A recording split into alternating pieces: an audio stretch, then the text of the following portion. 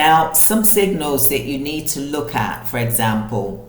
Now, before I go into this, I am not a financial advisor. If you are seeking legal advice, financial advice, for example, regarding your finances, please do speak to the experts, because this is not financial advice. This is just me talking as an everyday person who is interested in gold and silver, who started doing and looking at this from 2007, for example. So let's get back into it. Central banks, they're slowing down. Watch for the news. Central banks are reducing their purchases. Could this indicate a cooling cycle, for example? Dollar strength, listen, it is climbing, for example, in terms of the dollar strength. People are not feeling confident.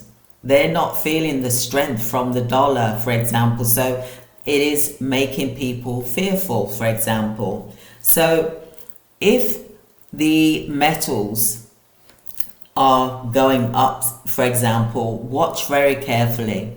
Interest rates pivot, for example. This is another sign. A Fed rate cut can trigger a gold rally, for example.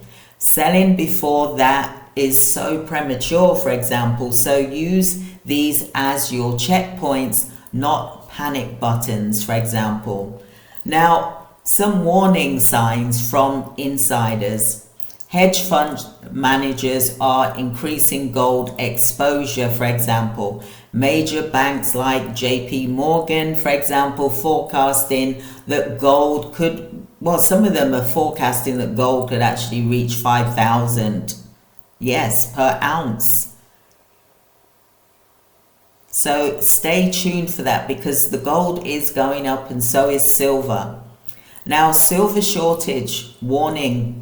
This is continuing. It's not going to stop, especially from the mining reports, the Q1, Q2 2025, for example. Now, another sign, stock markets, over leveraged, debt is blooming, for example. Gold is becoming the last honest asset, one we can rely on, gold and silver, for example.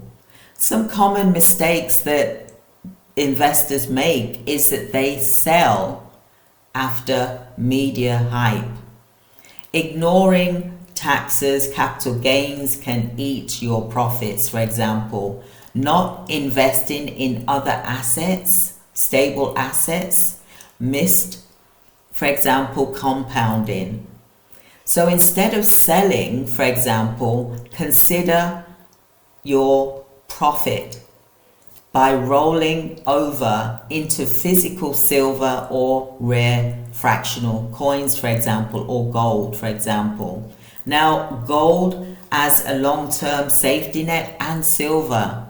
Think of gold as your insurance, and same with silver as well. It's not just a profit. It's not about profit. It is your insurance. Now, would you sell your house insurance? Would you?